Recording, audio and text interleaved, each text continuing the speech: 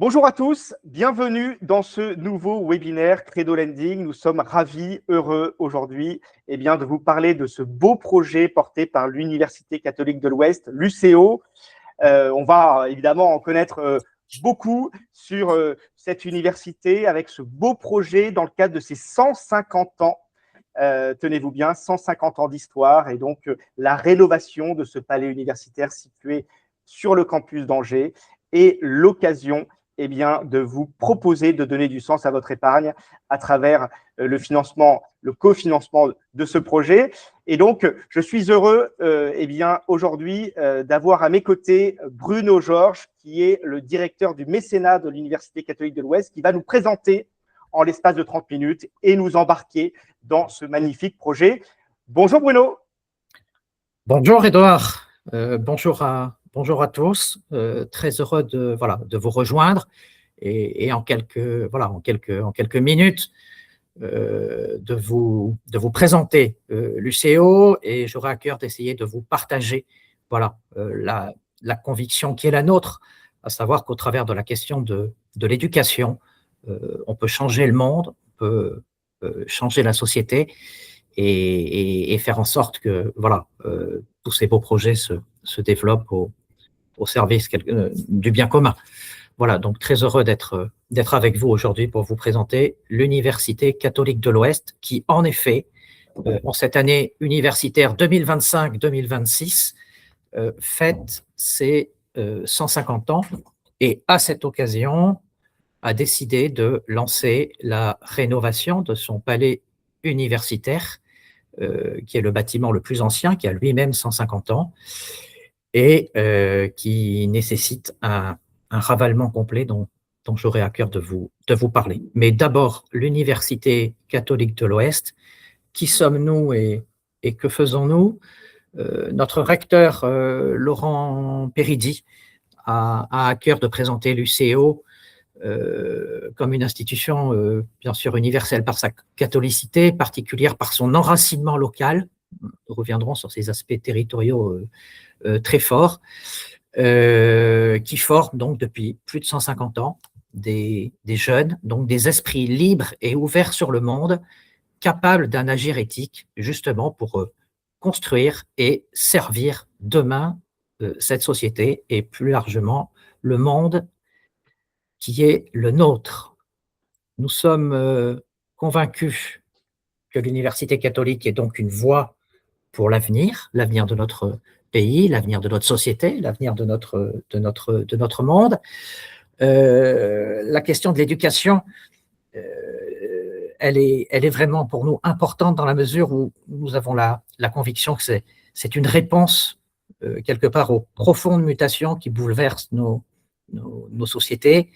Chaque jour, le monde demande un peu plus de solidarité. Nos sociétés découvrent aussi combien le vivre ensemble parfois est fragile. Donc, nous avons la conviction que cette question est bien sûr fondamentale et qu'il s'agira pour nous de donner aussi des repères à tous les jeunes que nous accueillons, pour leur permettre de pouvoir aborder avec conscience et gravité les grands enjeux à venir. Pour préparer cet avenir, il faudra qu'ils soient en capacité de développer une pensée libre et responsable. Et c'est vraiment ça qui va dans les grands repères guider notre action. Et bien sûr, construire l'avenir du monde au sens large, mais construire l'avenir aussi et d'abord peut-être de notre territoire, c'est-à-dire le Grand Ouest de la France, et très majoritairement participer à l'avenir aussi de toutes les entreprises que nos jeunes rejoignent donc dans ce Grand Ouest. Alors, quelques mots sur l'histoire de l'UCO. Je vous le disais il y a un instant, donc fondée en 1875 par Monseigneur Freppel, qui est un Alsacien qui avait été obligé de se mettre en exil par rapport à la défaite de 1871 et qui est donc évêque d'Angers depuis quelques années. Vous le savez certainement, les universités ont fermé à la Révolution. Un certain nombre d'entre elles ont été réouvertes, mais peut-être plus sous forme d'académies sous voilà, le Premier Empire, mais c'est vraiment à partir de 1875 que la loi Laboulaye, qui permet justement à des établissements d'enseignement supérieur libres de voir le jour, c'est à partir de cette date voilà, que Monseigneur Frépel se dit qu'il peut quelque part refonder l'université médiévale, moyenâgeuse d'Angers, puisque Angers comptait une université depuis 1337.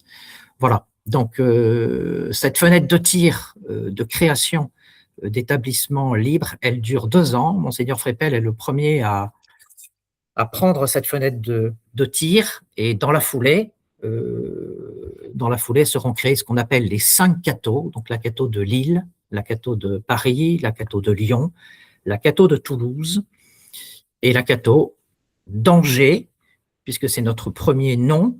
Je vous expliquerai dans un instant pourquoi ensuite nous devenons Université catholique de l'Ouest. Voilà, nous sommes donc un établissement d'enseignement supérieur et de recherche privée sous contrat avec l'État, avec un statut associatif, une reconnaissance d'utilité publique, et qui quelque part s'est élargie dans ce service avec un label en 2016 qui fait que nous sommes reconnus comme établissement d'enseignement supérieur privé d'intérêt général. Monseigneur Frépel crée donc l'UCO en 1875 en inaugurant une faculté de droit. Suivront quelques années après une faculté des sciences et de lettres, et à l'époque, pour être reconnue Université catholique de droit pontifical, ce qui intervient en 1877, il faut 3 facultés. Donc nous y sommes en 1877, et en 1879 sera créée une faculté de théologie. L'UCO, c'est aujourd'hui 13 000 étudiants, et dans son parcours de création, de formation, puisque c'est vraiment ça notre mission, l'UCO va également créer sur le territoire ce qu'on appelle des écoles associées. Nous créons en 1898, pour répondre aux besoins du territoire, l'école supérieure d'agriculture, l'ESA, à Angers. Nous créons en 1909, puisqu'à ce moment-là, le développement du monde de la société fait qu'on s'intéresse aux sciences économiques, qui n'était pas une discipline qui existait jusqu'alors. Donc, nous créons ce parcours des sciences économiques, et avec une école qui s'appelle aujourd'hui l'ESCA, l'École supérieure de commerce d'Angers. Enfin, en 1956, nous créons l'ESEO, l'École supérieure d'électronique de l'Ouest, qui forme des ingénieurs. Et quelques années après, nous créons également une école de chimie, l'ETSCO, l'École supérieure des techniques de chimie de l'Ouest. Voilà, en quelques mots, l'histoire de l'UCO. Un dernier mot pour vous dire que nous sommes sous l'autorité de l'évêque d'Angers, qui est chancelier de l'Université catholique de l'Ouest.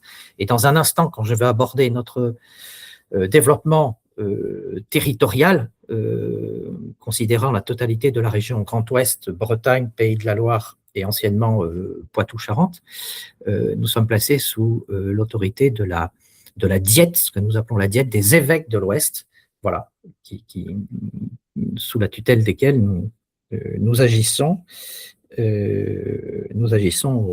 au quotidien. 4 valeurs qui nous tiennent à cœur, qui sont importantes pour nous. Tout d'abord, la valeur d'humanité. Nous considérons qu'il est primordial de faire prendre conscience à chacun de nos jeunes, voilà, que nous sommes d'abord incarnés dans une humanité, dans une personne humaine, car c'est vraiment de cela dont nous souhaitons nous occuper à travers cette mission de formation, nous occuper de la personne humaine de nos jeunes, de nos étudiants, c'est-à-dire très concrètement de leur corps, de leur cœur, mais aussi de leur esprit. Voilà, donc c'est vraiment une dimension d'éducation intégrale qui nous motive à l'UCO. Et donc cette première valeur, nous voulons que chaque jeune puisse prendre conscience d'abord de son humanité. Ensuite, parce que nous sommes en société, parce que nous vivons avec d'autres, parce que ces jeunes vont être au contact au sein de l'université avec d'autres étudiants, La deuxième valeur, ça va être le dialogue, c'est-à-dire nous entrons, parce que nous sommes des êtres incarnés, nous entrons en dialogue, dialogue avec des camarades pour les étudiants, dialogue bien sûr avec les professeurs qui vont former ces jeunes, et puis dialogue aussi plus large, puisque voilà, nous sommes certains, voilà, une région, un territoire, l'ouest de la France, mais nous sommes ensuite plus largement un pays, un continent européen ensuite, et puis voilà, nous sommes aujourd'hui un monde, et donc ce dialogue a vocation aussi à s'élargir pour permettre à ces jeunes de, voilà, d'être en connexion et de se préparer demain à interagir dans ce monde. Voilà, la proximité qui rejoint cette notion de, voilà, cette notion de dialogue. Nous y accordons une grande importance. Hein. Les jeunes qui viennent chez nous sont aussi quand même le reflet de notre société. Hein. Donc ils sont voilà, ils sont différents.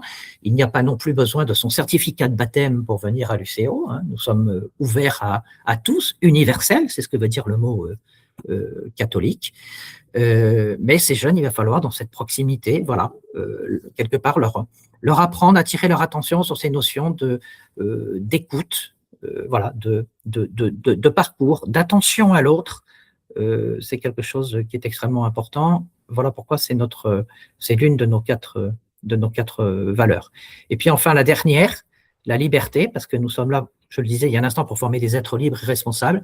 Quelque part, nous les mettons au monde une fois qu'ils sortent de l'UCO, une fois qu'ils ont terminé leur parcours de formation. Nous les mettons au monde, nous les offrons au monde avec ce qu'ils ont de meilleur, leur enthousiasme, leur jeunesse, leur dynamisme et la formation et les clés qu'on aura cherché à leur donner pour être capable de cet agir éthique demain dans les différents postes auxquels ils seront. Hein, ça sera très divers dans leur vie professionnelle et personnelle. Voilà, alors maintenant un œil sur ce territoire que j'évoquais. Donc l'UCO est né en 1875 à Angers. Donc aujourd'hui l'UCO, je rappelle ce chiffre, c'est 13 000 étudiants, 7 000 à Angers, sur notre campus donc principal. Nous avons également un campus à quelques kilomètres dans une ville qui s'appelle Les Ponts-de-Cé, avec un institut qui s'appelle l'IFEPSA, qui est consacré plus spécialement au métier du sport. Donc, ce sont plutôt les STAPS, au métier du sport et de la santé. Voilà, là nous avons 1000 étudiants qui se forment en direction de ces métiers du sport et de la santé. L'UCO a petit à petit apprivoisé son territoire et à l'appel aussi de villes moyennes qui n'avaient pas toujours de propositions en termes d'enseignement supérieur. Nous avons répondu à différents appels. La plupart des appels au démarrage, c'était des appels ecclésiaux, des appels qui nous venaient des évêques des différents diocèses, puisqu'avec l'une de nos facultés, la faculté d'éducation, nous formons tous les professeurs de l'enseignement privé, de l'enseignement catholique, premier et deuxième degré du Grand Ouest de la France. Voilà, au travers notamment du Master MEF, nous formons voilà, tous ces jeunes qui rejoindront les établissements de la Bretagne, des Pays de Loire et anciennement du Poitou-Charentes. Donc c'est cet appel ecclésial qui souvent a fait que nous avons fondé des campus décentralisés au fil de l'histoire et à partir des années 1980, avec cette faculté d'éducation. Et ensuite, nous avons élargi l'offre de formation en cherchant à répondre à chaque fois, évidemment, aux besoins du territoire. Donc, nous avons aujourd'hui 10 campus. Ce campus métier et santé à côté d'Angers, mais nous sommes aussi partis donc en Bretagne avec un campus à Guingamp où nous avons 1000 étudiants, également à Vannes, 1000 étudiants. Ensuite, dans l'ordre chronologique, c'était plutôt dans les années 90, le campus de Laval, où nous avons 450 étudiants en Mayenne. Ensuite, nous avons fondé, et nous avons été appelés, hein, quand je parlais d'appel ecclésial, nous avons été appelés à Papeete pour cette question de la formation des professeurs. Donc ça, c'était dans les années 90. Nous avons 500 étudiants à Papeete. Nous avons ouvert à Nantes en 2015. Nous avons 1200 étudiants à l'heure où nous parlons. Là aussi, c'était à l'époque à l'appel de Monseigneur James, qui était évêque de Nantes, avec cette formation en éducation. Nous avons encore été appelés ensuite à Saint-Denis de la Réunion. Et puis plus récemment, dans les années 2020, là, c'était pas un appel ecclésial, c'était un appel de la collectivité locale. C'est le maire de Niort qui est venu nous chercher pour répondre aux besoins de son territoire, avec de nombreuses familles qui arrivent à Niort. Hein. Il y a pas mal d'entreprises, notamment les métiers de l'assurance. Ces familles ont des jeunes et ces jeunes ont besoin de se former. Donc, nécessité d'avoir une offre qui réponde à ces besoins des familles. Voilà. Donc, un maillage territorial, vous le voyez, porteur de dynamisme et qui nous permet donc de répondre aux attentes de territoire en offrant des débouchés professionnels donc aux jeunes que nous formons. Des campus, je le disais un instant à travers les chiffres que je vous ai donnés. Pardon, j'ai oublié le petit dernier. En 2023, Brest. Nous sommes arrivés donc dans la deuxième ville du Finistère, à Brest en 2023, et nous aurons en cette rentrée prochaine de septembre 26, nous aurons 300 étudiants. Voilà, donc des campus vivants à taille humaine, qui sont des lieux de formation et de recherche, mais chaque campus est aussi avant tout un lieu de vie. Hein. Notre recteur aime à parler de nos campus comme lieu de vie, avec une véritable expérience étudiante, donc des propositions culturelles, sportives, spirituelles, bien entendu, un esprit de famille, un esprit UCO, qui va faire que ces jeunes, ils vont se frotter les uns aux autres à travers tout ce que nous allons leur proposer, que ce soit sur l'aspect formation ou toute cette vie de campus qui est très développée, et ils vont expérimenter et former petit à petit leur personnalité. Des liens étroits avec les entreprises du territoire, je le disais il y a un instant, nous répondons aux besoins de formation de ces différents territoires. Un exemple, le master par exemple agroalimentaire et cosméto à Guingamp, que vous fassiez de la crème de beauté ou de la crème au chocolat, ce sont les mêmes formulations au départ, donc un master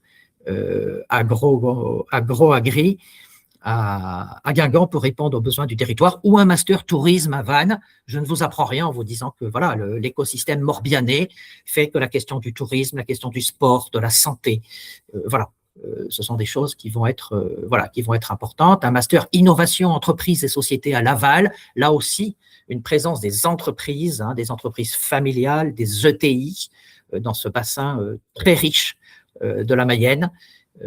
Donc une formation adaptée pour former des managers polyvalents, un peu couteau suisse, pour des unités de production de 50 à 200 personnes, qui répond aux besoins du territoire. Je pourrais également évoquer le master psycho, avec de gros besoins, parce que Guingamp, c'est un département, les Côtes-d'Armor, certes avec une façade maritime, mais aussi une partie rurale et des besoins sociaux importants. Nous avons notamment lancé avec notre master psycho une clinique universitaire mobile, donc des étudiants qui font leur psycho, qui sont en alternance, mais qui vont sur le territoire se former avec des consultations pour venir aider, soutenir des familles en difficulté, des populations d'aidants aussi en difficulté, que ce soit à cause du grand âge ou parfois de la solitude. Il faut savoir, par exemple, que le département des Côtes-d'Armor est le département malheureusement le plus important pour le taux de suicide des femmes en France. Voilà. Donc, nous cherchons à répondre à travers ces liens étroits avec les entreprises aux besoins du territoire. Et puis, enfin, dernier mot, je le disais tout à l'heure, à travers la valeur de liberté et de dialogue, un rayonnement international qui est au cœur de nos réseaux académiques. Nos étudiants pourront partir à l'étranger dans le cadre des programmes Erasmus, se former pour une partie de leurs études. J'y reviendrai peut-être tout à l'heure d'un mot aussi. Nous cherchons à mettre ce monde, et notamment au travers des continents africains et asiatiques, dans leurs écrans radars, si je puis dire. Peut-être qu'ils auront à travailler avec ces continents, même certainement qu'ils auront à travailler avec ces continents, et à travers cette multiculturalité, parce que nous avons aussi des étudiants étrangers qui viennent se former sur nos campus, et ces jeunes découvrent d'autres modes de vie, découvrent des gens différents, et à travers ce dialogue prennent conscience de cette de cette fraternité. Quelque part, quand je parlais tout à l'heure d'esprit de famille à l'UCO, qu'il s'agit de construire, en tout cas c'est la mission à laquelle nous sommes appelés par l'Église. Un dernier mot, nous avons à Angers un centre d'apprentissage du français depuis 1947, le CIDEF, c'est-à-dire que des jeunes du monde entier viennent apprendre le français et découvrir la culture française. Ça va au-delà de la langue. Depuis 1947, c'était parti d'une intuition d'un prêtre qui, juste après la Seconde Guerre mondiale, s'est dit, en apprenant le français, on va pouvoir réconcilier aussi les gens. Et il avait commencé avec des Polonais et des Allemands, ce qui n'était pas gagné d'avance. Voilà. En quelques mots par rapport à cette dimension internationale que nous cherchons à faire vivre à l'UCO. Tout ça est au service de ce que nous appelons une pédagogie de la réussite. Je l'ai déjà évoqué à travers ce que j'ai pu vous présenter. Donc, nous privilégions d'abord un accompagnement et un encadrement de proximité, donc des promotions à taille humaine. Nous allons parfois limiter une première année de licence. Nous ferons en sorte que nos jeunes ne se retrouvent pas à 400 ou à 600, comme c'est parfois le cas dans d'autres universités, mais on limitera à 140, à 150, parce qu'on sait tout simplement par expérience que pour qu'il y ait vraiment ce contact, cet échange avec le professeur, avec les étudiants, il faut qu'on reste sur des promotions à taille humaine. Voilà. Ensuite, une diversité des parcours. Je vous ai parlé tout à l'heure rapidement donc, de notre faculté d'éducation qui correspondait à ces appels de l'UCO sur les territoires. Mais nous avons également donc, une faculté des sciences, je l'ai évoqué dans notre histoire, une faculté des humanités. Nous allons retrouver toutes les formations, lettres, langues, information, communication, arts plastiques, musicologie. Nous avons à Angers la seule filière de musicologie de tout l'ouest de la France. Nous considérons que la musique, c'est important. Une faculté des sciences humaines et sociales, je l'ai évoqué à travers la psycho, et bien entendu aussi une faculté de théologie. Voilà. Nous sommes très attachés à ce que nous appelons le dialogue des savoirs à travers ces différentes facultés. Donc, nos enseignants-chercheurs, quel que soit leur parcours, dans leur recherche, il va falloir qu'ils aient peut-être un peu plus un angle scientifique, mais ils iront aussi chercher l'apport et le regard du collègue en sciences humaines et sociales, le regard du juriste. Voilà. Et quelque part, cette recherche de la vérité, parce que c'est la mission de l'université catholique, qui a été d'ailleurs récemment rappelée par le pape, notamment lors de son voyage en Afrique, et plus spécialement avec un propos sur l'université catholique à Yaoundé. Voilà, cette recherche de la vérité, c'est à travers ce spectre large de nos différentes facultés que nous allons le travailler. Une vie associative, j'en ai parlé tout à l'heure rapidement, nous avons plus d'une trentaine d'associations pour nos jeunes. Alors, ça va du théâtre au sport, bien sûr, une association pour une association pour nos juristes, enfin pour ceux qui aiment la parole et le verbe, Angéloquence. Notre université est allée en demi-finale. Je crois qu'on a battu Dauphine en huitième de finale et Assas en quart de finale. Et on est allé cette année en huitième de finale avec Angéloquence.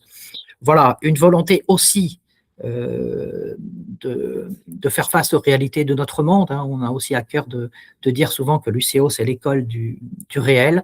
Donc, prendre en compte cette crise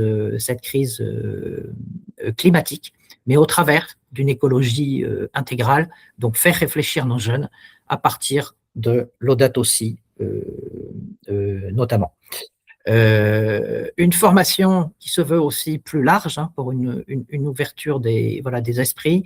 Donc, en deuxième année de licence, en plus de leur formation, nous proposons à nos jeunes ce que nous appelons des ateliers humanité et société, qui clairement leur permettent de découvrir tout simplement le regard de l'enseignement chrétien.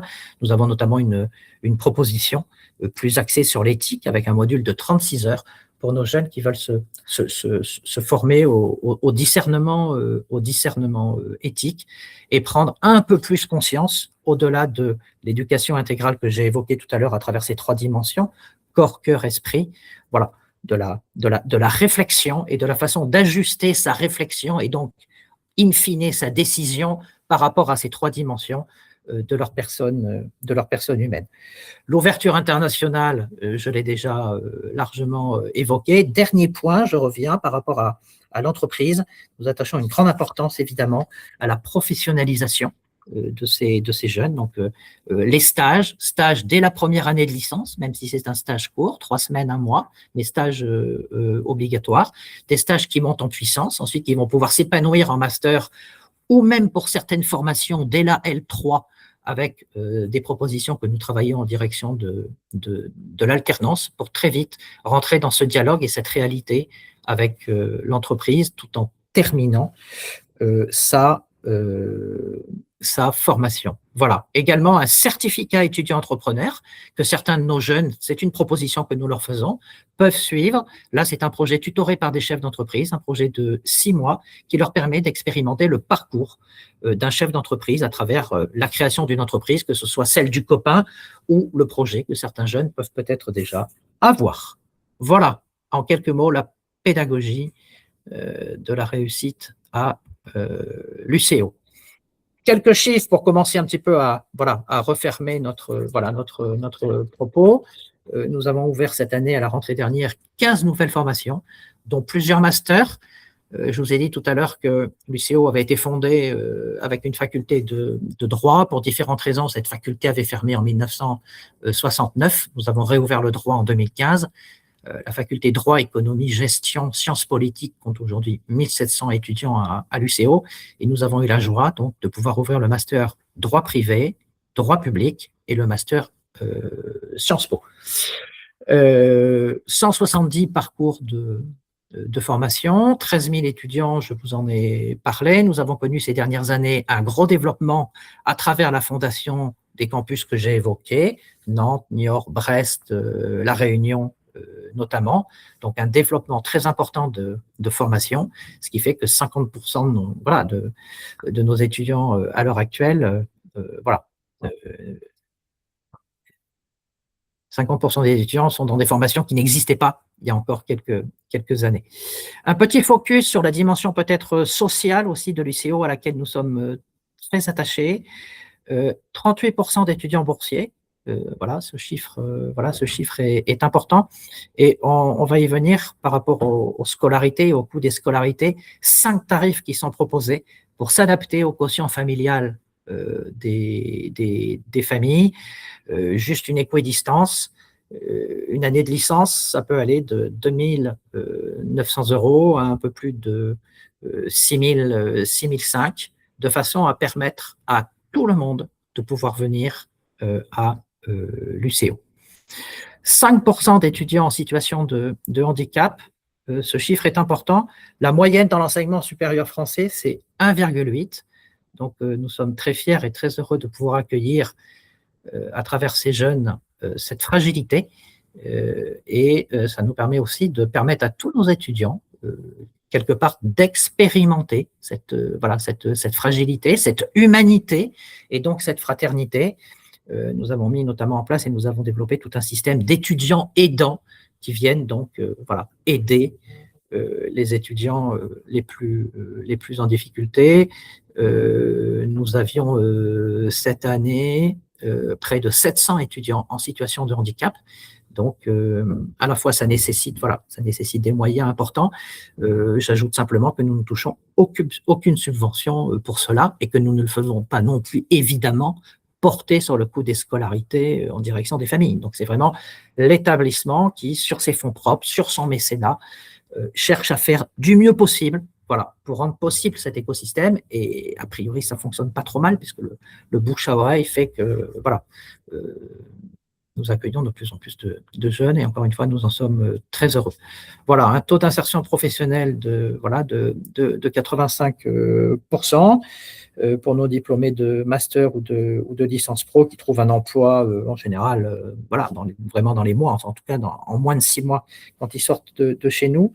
Un dernier chiffre sans abuser non plus, mais 67% de nos étudiants, c'est-à-dire les 2 tiers, un peu plus des 2 tiers, réussissent leur parcours de licence en 3 ans. Voilà. Au niveau de l'enseignement supérieur français, le même chiffre est de 27%. Voilà, donc quelque part, cette proximité, cette dimension d'écoute, de dialogue, d'orientation aussi, hein, ce qui fait qu'un jeune, voilà, à partir du moment où il se trouve en situation d'échec ou qu'il estime que ça ne correspond pas à sa formation, il peut être réorienté très vite. Voilà, capacité à réagir, à l'entourer, à être proche voilà, des familles. Et ben, tout ça, tout cet écosystème facilite tout simplement cette réussite en 3 ans. Cher Bruno, il nous reste juste 5 minutes pour 5 qu'on minutes. puisse terminer. Merci Edouard. Il est 12h30 et Et on est totalement embarqué dans l'histoire de ce. On va conclure avec notre modèle économique et le projet du. Mais voilà, modèle économique et projet, on prend le temps, mais on a 5 minutes vraiment cadrées pour qu'on puisse finir et d'embarquer nos investisseurs. C'est parfait.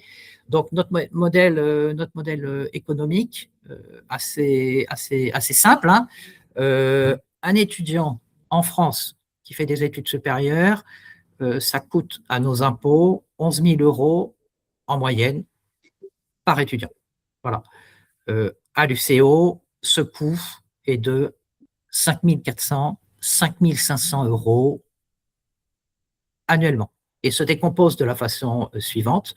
En moyenne, 4 500 € payés par les familles, hein, même si je vous ai dit tout à l'heure plusieurs tarifs, hein, donc de 2009 à plus de 6 000, mais une moyenne de 4 500 de frais de scolarité. Nous touchons une subvention publique grâce à notre reconnaissance SPIG que je vous évoquais tout à l'heure, qui, suivant les années, tourne aux alentours de 500, 600 € par étudiant. Voilà, donc c'est la petite contribution de l'État dans notre direction. Et puis, un reste de 4 à 5% aussi suivant les années, au travers des entreprises, du mécénat, de la taxe d'apprentissage, des legs, voilà, d'un certain nombre de fonds divers qui viennent ajuster ce modèle économique. Donc, un modèle économique performant, mais limité parce que voilà, nous voulons vraiment rester ouverts à tous et qu'il n'est pas question d'empêcher un étudiant de nous rejoindre pour une question de financement. Des chaires de recherche qui viennent à la fois permettre ce lien à l'entreprise, cette dimension mécénat que nous ne cachons pas à l'UCO et dont nous sommes aussi assez fiers. Des chaires qui permettent de fluidifier ce dialogue entreprise. Il va nous falloir inventer les formations de demain, puisque les entreprises nous indiquent qu'elles sont en train de réfléchir aux métiers de demain et qu'ils vont être nombreux. Et avec l'intelligence artificielle, beaucoup de choses vont être chahutées, nous le savons. Donc, il va falloir inventer les formations de demain. Donc, tout ça, ça se fait dans un écosystème de chaires, avec à la fois des étudiants, des professeurs, des chefs d'entreprise, chaire éthique et innovation, une chaire ressources humaines, hein, liée à un master ressources humaines, une chaire entrepreneuriat et territoire, je l'évoquais tout à l'heure à travers la formation dont je parlais en Mayenne, chaire Afrique, chaire Vietnam, ce sont nos deux poumons par rapport à la dimension internationale de l'UCO, une chaire data science responsable en lien avec notre master data scientist, et puis à travers l'Institut Oponce que j'évoquais, activité physique, éducation et santé, un autre savoir-faire, une autre spécialité de l'UCO. La grande dimension sociale que j'évoquais, hein, avec évidemment une bourse handicap pour nos étudiants en situation de handicap, et puis également cet aspect solidarité avec un fonds social d'urgence qui nous permet de répondre à tous les accidents de la vie et faire en sorte, encore une fois, que nos étudiants soient dans les meilleures conditions possibles. Notre grand projet qui nous réunit, c'est à l'occasion de ces 150 ans, le fait que nous ayons lancé la restauration du bâtiment que vous avez là sous les yeux, donc le palais universitaire de l'UCO, que Monseigneur Frépel avait fait construire en 1875 en 15 mois, donc une véritable prouesse.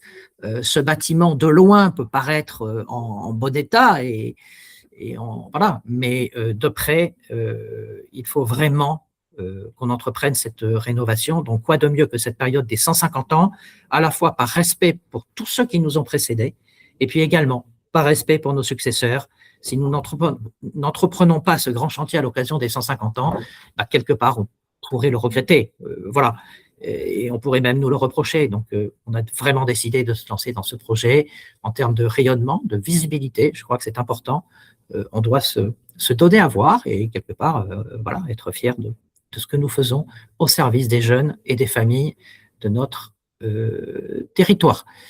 Nous sommes accompagnés par un architecte de renom sur Angers. Pour ceux qui connaissent la région et la ville, c'est notamment lui qui a refait la maison d'Adam et la maison bleue. Ce chantier sera porté en 3 phases, sur 3 ans. D'abord une première aile avec un premier pavillon, ensuite l'autre côté, et puis on terminera par le pavillon central en permettant la renaissance notamment du clocher de l'UCO qui s'est un petit peu affadi au fil du temps, et on en profitera en redonnant vie à ce clocher, à ces épis de faîtage, à ces pilastres sur les façades qui, au-delà de l'aspect décoratif, répondaient aussi à des besoins architecturaux, notamment en guidant les eaux de pluie qui aujourd'hui ne sont plus évacuées ou mal évacuées sur les façades. Nous en profiterons en refaisant ce lanterneau pour redorer la Vierge, qui est la patronne de l'UCO, l'Immaculée Conception. La fête de l'UCO, c'est le 8 décembre chaque année. Et ce sont les professeurs qui, en 1875, avaient offert la Vierge à Monseigneur Frépel. Voilà, donc nous aurons à cœur de lui redonner son état originel. Nous sommes soutenus dans cette grande campagne par un certain nombre de personnalités. Madame de la Grandière, dont l'aïeul avait été aux côtés de Monseigneur Frépel pour fonder. Donc là encore, c'est le territoire qui parle, c'est la continuité de ces familles qui nous accompagnent et que nous allons mobiliser. Nous avons également la joie d'être accompagnés par l'ambassadeur du patrimoine français, Stéphane Bern, qui viendra à l'UCO pour réunir tous les amoureux du patrimoine, tous les investisseurs, tous les donateurs, tous ceux qui vont décider de se lancer dans ce projet. Et puis nous avons évidemment le soutien de Christophe Béchu, président d'Angers-Loire Métropole et maire d'Angers, qui est notamment venu récemment sur notre campus, puisque nous avons eu, en lien avec les 150 ans, un événement le 4 juin dernier, dont vous pourrez retrouver notamment sur les réseaux sociaux quelques images, et qui est venu nous apporter son soutien et sa confiance. J'ai terminé, Édouard. Merci beaucoup, Bruno. Alors, on vous propose d'embarquer dans cette belle aventure de l'UCO, ces 150 ans de l'UCO et cette restauration, cette rénovation du palais universitaire à travers une proposition assez unique, celle de devenir investisseur, de devenir prêteur de l'Université catholique de l'Ouest. Donc, en allant tout simplement sur credolending.fr, credofunding.fr, vous trouvez le projet de l'Université catholique de l'Ouest. Et donc, vous pouvez en créant votre compte gratuitement, souscrire à ce prêt qui a des caractéristiques financières. Donc, on vous propose vraiment de donner du sens à votre épargne en liant sens et rendement, impact et rendement, comme on dit, fécondité et rendement, puisque le taux d'intérêt de ce prêt est de 4,5%. C'est un prêt sur 6 ans avec des remboursements semestriels. Donc, tous les 6 mois, il se passe quelque chose. Vous avez des échéances donc régulières. La première année, les 2 premières échéances semestrielles, vous allez être payé que des intérêts, donc les 4,5% sur votre montant investi. Et puis, à partir de la 2e année, donc à partir du 3e semestre, jusqu'au 12e semestre, puisque c'est un prêt sur 6 ans, vous percevrez aussi bien les intérêts sur le capital restant dû que, évidemment, le remboursement de votre capital, donc en mode amortissable. Donc, extrêmement lisible, extrêmement simple. Voilà, c'est l'occasion d'avoir une direction de votre épargne avec un projet extrêmement fécond, inspirant. Donc, on est ravis de vous accueillir dans ce prêt à partir de 500 €. Donc, c'est vraiment un prêt qui est ouvert à tous. Nous allons chercher 1 million d'euros. Nous avons déjà à peu près 300 000 € qui est souscrit. Donc, vous voyez, il reste encore 700 000. Donc, bienvenue. En tout cas, nous avons une quarantaine d'investisseurs qui nous ont déjà rejoints. Donc, en tout cas, jeunes, moins jeunes, tout le monde est évidemment bienvenu dans ce grand projet d'investisseurs pour l'Université catholique de l'Ouest et donc pour la rénovation de ce palais universitaire si bien décrit par Bruno. Je laisse Bruno, évidemment, conclure ce webinaire d'aujourd'hui qui sera évidemment à revoir en ligne. Écoutez, merci infiniment pour ce soutien, pour ces investissements. Vous l'avez bien compris, nous avons à cœur de former chaque année 13 000 jeunes. Ce sont eux qui demain auront leur responsabilité et les commandes quelque part du pays, de la société, de notre monde. Nous avons à cœur de les former le mieux possible Et nous avons la conviction que, voilà, en parallèle de cette excellence de formation, il faut aussi des lieux qui invitent au beau. Le beau, ça va avec le bien, ça rime avec le beau. Et en tout cas, voilà, nous mettrons tout en œuvre pour y parvenir et serons très heureux de vous accueillir dans cette grande aventure.